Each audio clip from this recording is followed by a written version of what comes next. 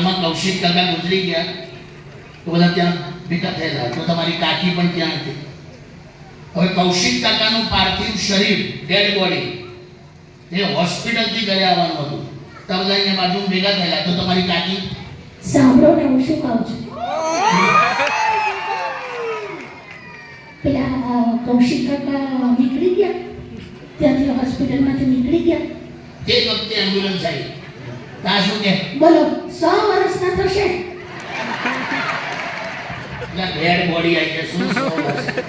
આ ખોટો વિવેક. પણ આવું છે. પણ એક વસ્તુ કહું, શિવમ ક્યાં છે? શિવમ છે આટલામાં કઈ બધું બહાર બધા વહીવટમાં હશે. એ એટલો જ વિવેકી છે. એકવાર કે શિવમ માટે પણ જોરદાર તાળીઓ થઈ જાય. એ એટલો જ વિવેકી છે. તમને કહું, શિવમ મને કીધું હમણાં ફોન કરીને કે કિશોર કાકા તમે આવવાના વડોદરાથી, તો તમારા માટે ગાડી મોકલું. હવે મને કીધું એને. હવે તમે કેટલા જણ પર્સનલી શિવમને ઓળખો છો? આગળ તમે તો ઓફકોર્સ ઓળખતા હો, પણ આમ તમે જે નથી ઓળખતા ને, આજે એવું કહે ને કે એની ગાડી બેસો તો કોઈ દિવસ બેસતા નહીં. એની ગાડી જે કોઈ બેસે ને બીમાર જ પડે. હું તો એની ગાડી બેઠો તો આંખમાંથી પાણી નીકળી ગયું, માથું ચડ્યું, લાલ ધૂમ આંખો. મેં કીધું શિવમ આ તો જવું પડશે. મેં કીધું બેટા આ તો દવાખાને જવું પડશે. કે ના ના, મારા કારણે જ થયું છે. કેમ? હવે એને છે ને ચશ્મા ભૂલી જવાની ટેવ છે. એને શું કર્યું ખબર છે? ગાડીનો આખો આગલો કાચ એના નંબર પ્રમાણે સેટ કરાયો. તો પછી બાજુમાં બેઠો હોય તો મરી જાય ને. પણ એટલો વિવેકી, હમણાં આવશે હું બતાવું તમને. પણ ખૂબ વિવેકના હું છે. અમુક એક સરસ સાચો વિવેક હોય જે આ અને તમારા સસરા વાળો, એટલે આવું છે. થેન્ક યુ ખરેખર દિલથી.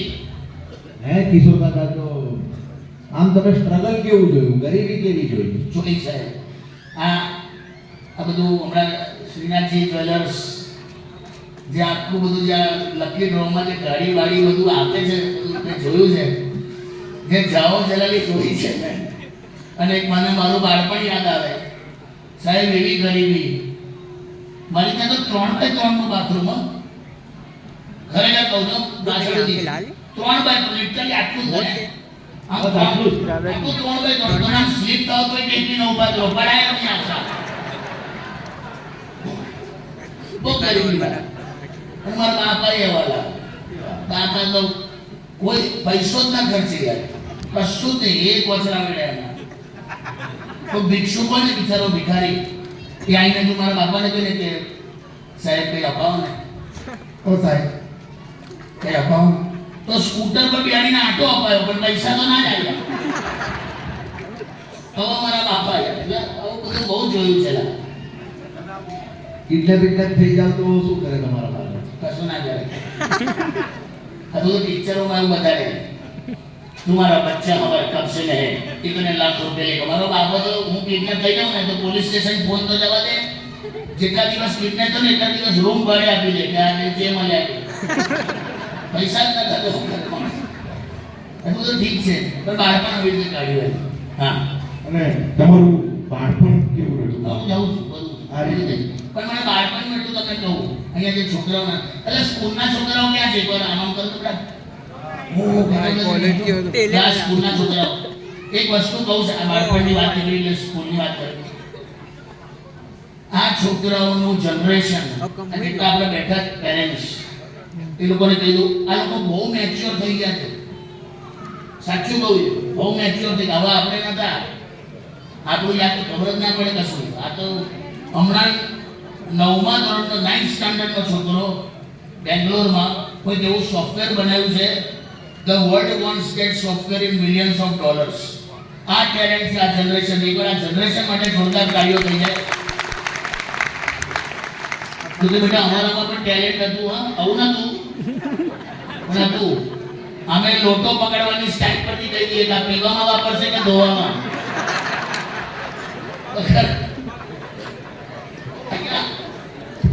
અહીંયા એવું કોઈ ખરું મારા જેવું કે ગામડાની સ્કૂલમાં ભણ્યું હોય, ગામડાની એટલે આપણાવાળા જ છે બધા. જો તમને યાદ હશે આ બાજુ ગામડાની સ્કૂલમાં સાહેબ અમારે કેવું હોય ખબર?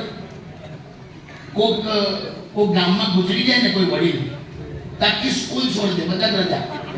એ યાદ છે? આખી સ્કૂલ છૂટી જાય બધા.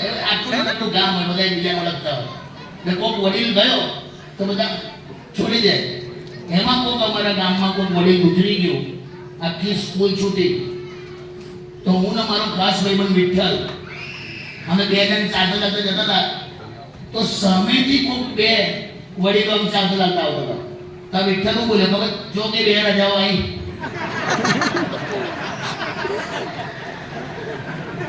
નથી અમારામાં મેચ્યોરિટી આવી. આ છોકરાઓ તો બહુ મેચ્યોર છે. તમને ખબર છે આ 5-5 વર્ષના છોકરાઓના બ્રેકઅપ થાય છે.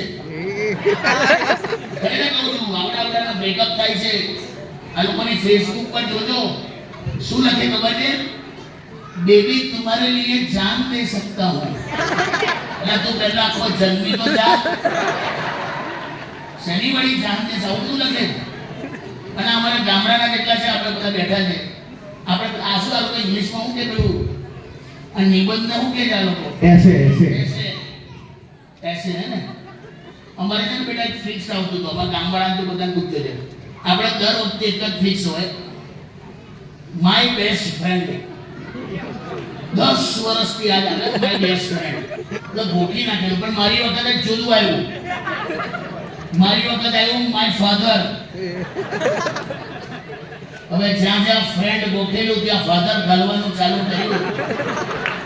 અને જે એસે લખાયો છે સાહેબ, I have lot of fathers. Few of my fathers are very close to me, but my best father is my neighbor. He visits even at midnight. જે સાહેબોએ મારવા લીધો છે અમને કે સાલા શું રાખો છો, એ ભાન પડે કે નહીં. પણ એ ગામડાની મજા છે. શું કહો સાહેબ? ગામડાવાળા એકવાર જોરદાર તાળીઓ સાહેબ. આ લોકોનું પેરેન્ટ્સ ટીચર મીટિંગ એવું જ હોય છે. તમારે થતું હશે ને મેડમ, પેરેન્ટ્સ ટીચર મીટિંગ ને બધું. અમારે તો કોઈ, મારા બાપા કોઈ દિવસ સ્કૂલમાં નથી આવ્યા. ક્યારે એક જ વાર આવ્યા હતા કે એમની ચંપલ હું પહેરી આવ્યો. બાકી એમને રસ જ નતો લાગ્યો. આ બધું સેજ ઓછી વાતો થાય એવું રાખ્યું ને.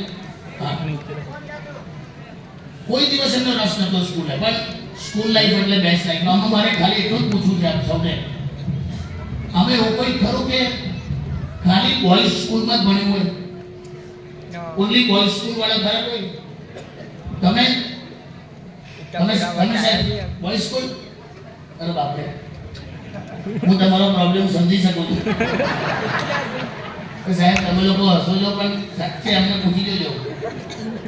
ખાલી રખતાઓ જોડે ભણતા હોય, એક છોકરી નહીં. બોલો, છોકરી જોવા માટે એટલા તરસી જતા હતા. સ્કૂલની બહાર કોઈ લેડીઝ સાયકલ મૂકી જાય ને એને વળી પડી આમ કરે. ખરેખર એક છોકરી, એક જ લેડીઝ ટીચર રાખેલી. એક લેડીઝ ટીચર રાખેલી પણ એટલા માટે કે સાહેબો ટાઈમ પર આવે. જો કે અમારી સ્કૂલ હોકીમાં નંબર 1 હતી.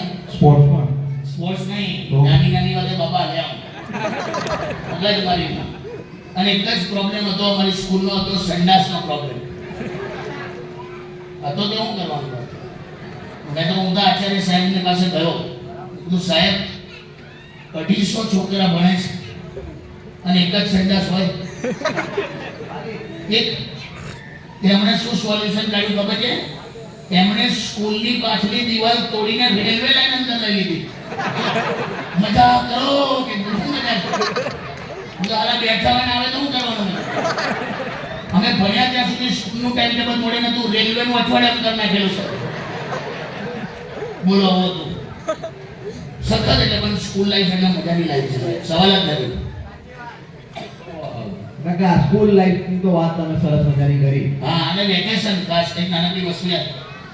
વેકેશન હે બેટા, તમે આમે તું વેકેશનમાં તમે લોકો શું કરો? વેકેશનમાં રમતા જોઈએ. એટલે બહાર રમવા જાવ છો? અરે માં ફ્લેટમાં. હા, એ મેદાનો રહ્યા નથી યાર ખરેખર. અને આ લોકો મોબાઈલ, તમે મોબાઈલ નથી રડતા? કોકો કોર. ઠીક છે, બહાર રમવાનું બેટા.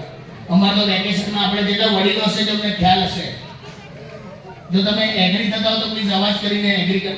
પેલો બાયોસ્કોપ આવતો તો ખબર છે સાયકલ લઈને? કોઈ કયા વડીલને યાદ છે? યાદ છે સર? સાયકલ લઈને આવે. આ તમે રીલમાં જુઓ છો ને આમાં એવું ક્યાં આવે આવું? તો મ્યુઝિક આપતું હોય ઓલા પિક્ચરો જાય ને હવે તો બાયોસ્કોપ આવતું હતું. અને અમારી સોસાયટીમાં એક જાદુગર આવતો હતો. જાદુગર